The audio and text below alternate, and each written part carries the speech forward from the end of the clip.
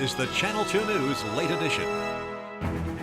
Good evening, everyone. With continued political gridlock in Juneau, the state nears a potential government shutdown. Lawmakers have until the end of the month to pass an operating budget, but state agencies are already preparing for a worst-case scenario with delayed services, reduced staff, and closed buildings. Channel 2's Travis Ketchatorian brings us more details on the potential impacts. Travis. Well, Kazan, without a budget, the state could only legally fund limited functions of government that ensure life, health, and safety of Alaskans. That's why every state department released a list today of potential closures and impacts if lawmakers do not agree on a plan to fund day-to-day operations. While legislators fight in Juneau, regular Alaskans continue on with their everyday lives. In Spenard, Roy McCord found himself taking an unexpected trip to the DMV. The bank told me today, oh, your driver's license is expired. I'm like, great. He renewed his license in just about 20 minutes. But had there been a government shutdown, these doors would have been locked. I would be pretty thoroughly up a creek without a paddle. Over in Midtown, Willie Davis Jr. said he's at the Workforce Development Center to find a new job. All types of jobs that are needed in the janitorial field or business or construction. Though, in the case of a shutdown, this center would also be slated to stop services. If it was short, I guess I could deal with it, but if it was a long amount of time, it would hurt a lot of people, I would guess. All across Anchorage, state funding touches the lives of regular people. In South Anchorage, even the only public gun range in the city would close its gate if no budget agreement is reached. Annual member Rodney Ottaway said that would be devastating to himself and the community of daily shooters. I'll have to find some other place to go shoot at that's safe to go shoot. And that won't be, obviously it's going to be out of the city. It has to be out in the valley somewhere. It's the constitutional duty for elected representatives to pass a budget, and learning that they haven't done just that can be frustrating. You know, we pay them to get their work done. They should be working for us, get it done so we can avoid a state shutdown. For some, their faith in the legislature is fading. I would be really grateful to the State House and the State Senate if they managed to come together for a compromise, but I don't think they will. And the idea of a shutdown can be insulting. That's just a bunch of hogwash. Some Alaskans say they're hoping for an end to the budget battle because they have much bigger problems to worry about. Food on the table, families that need help, bills, and get on with their life. The next hurdle for Davis Jr., making sure he catches the next bus home to Mountain View. Now, it's not too late for lawmakers to pass a budget, although a government shutdown is just weeks away. Many State Department commissioners said they have faith a deal will be reached in time. Kaslin? All right. Thanks, Travis. And if lawmakers don't come up with a compromise, an entire city could be cut off from the rest of the state. That's because the Department of Transportation operates the Whittier Tunnel. That tunnel is the only way to get to and from Whittier by car. The commissioner of the Department of Transportation says tunnel operations could be at risk if the shutdown happens, which could hit the town hard as it is a main tourist destination in the summer and a major fishing port. According to DOT, 240,000 vehicles have traveled through the tunnel in 2015. The Walker administration today released other programs and services that could be affected by a government shutdown. At the end of the Department of Fish and Game, sport and commercial fisheries and moose, caribou, and goat hunts would be affected. At the Department of Health and Social Services, issuing marriage and birth certificates and efforts to fight the opioid epidemic could be impacted. At the Department of Education, state libraries and museums and summer food programs.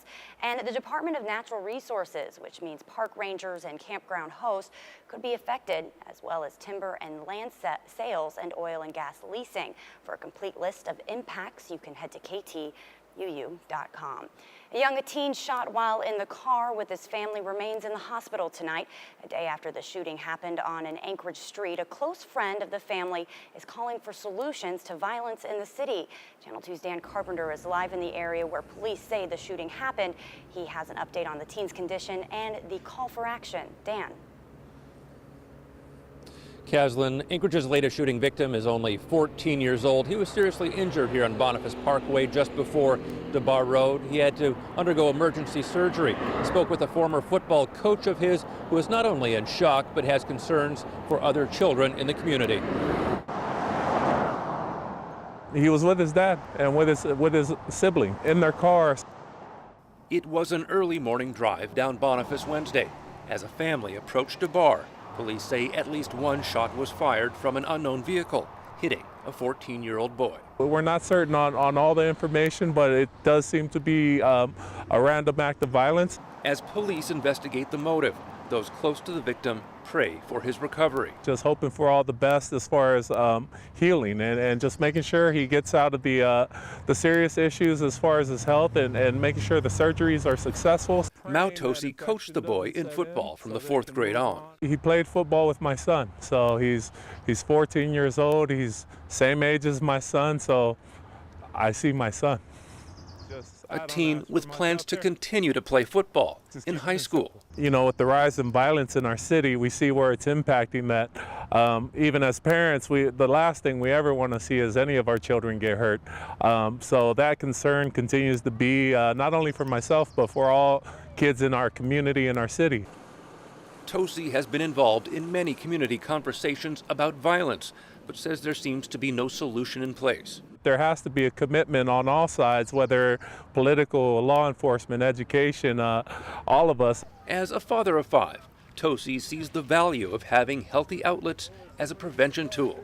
Just trying to do my best to make sure that we can continue to provide those. Something Tosi sees as lacking on the northeast side of town, the same area the shooting occurred. People out here are concerned. People out here are frustrated. So if they can, if this can be something that can get them to the point to act in some ways, it's just we're all trying to figure out the ways that we can act.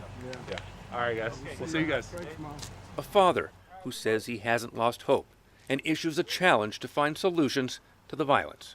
But very much a sadness right now that it doesn't seem to be going away. Tosi says the next couple of days will be critical for the young teen, saying that he has support outside of immediate family and close friends, including teachers and teammates. Reporting from East Anchorage, Dan Carpenter, Channel 2 News. All right, thanks, Dan. A suspect is still at large in the case of a morning homicide that happened on the sidewalk near 3rd Avenue and Carlick Street. It sounds like, according to our witnesses, that they may have actually been, someone who may have known each other. According to Anchorage police, a man walked to Beans Cafe for help after being stabbed in the chest around 8 o'clock this morning. The victim later died at the hospital. Beans officials say he was well known in that part of town, a homeless man who often ate meals at the cafe. It's terrible. It's terrible. You know, anytime you lose somebody that you see almost daily and care about, it's very difficult for staff, for the other clients, and I think for the community at large. It's a loss. Again, no arrests have been made. Police say they're looking for a man who's black or Hispanic with curly hair. He's 5'9", about 30 years old, and wearing a black hoodie and gray jeans.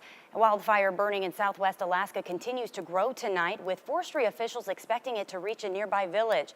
The Bell Creek fire is about a mile or two away from Crooked Creek, a community with about 100 people.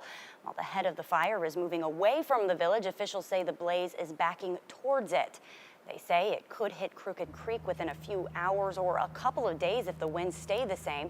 Crews are focusing on structure protection. The fire has grown to more than 2,000 acres, doubling in size every day since it started Sunday as a result of a lightning strike. Here in Anchorage, it's been cloudy out there. Let's get a first look at the forecast. Hey, Jackie. That's right, consistently cloudy, and we'll toss in some sprinkles as well. But the chances of rain have actually decreased a bit. Take a look at a beautiful night here in the Anchorage area. From our studios, 61 degrees, calm winds, and barometric pressure is steady. And about that chance of rain, it's less now than it was 24 hours ago, thanks to southeasterly flow in the south central area. Plus, some smooth moves from a black bear in southeast Alaska. It's weather-related video. I'll have more on that and the forecast coming up a little bit later in weather. Forward to it. Thanks, Jackie. Well, coming home today, 20 para-rescuemen from the Alaska Air National Guard returned from a 5-month deployment to Afghanistan, and with them, a special member of the team. Let's go get him. Meet Tommel, the first service dog to deploy with the Alaska Air National Guard. He's named after the Guardian Angel motto, which stands for that others may live. His mission is to help reduce anxiety and be that extra support during stressful situations to members of his team. If he notices someone is having anxiety or something's going on, he'll actually alert to them. where he'll come in, put his paw on their leg, climb in their lap, and force the individual to actually pay attention to him. And what that does is it takes away them focusing on their stress and deals with it and calms them down, helps them out, and then they can move on. Tommel's sister is currently in training at J-Bear. The Alaska Air National Guard Pararescue Squadron's mission is to provide personnel rescue capabilities, and when home, they help rescue downed aviators. Up next on the late edition, the fired FBI director tells his side of the story and why he chose to document his conversations with the president.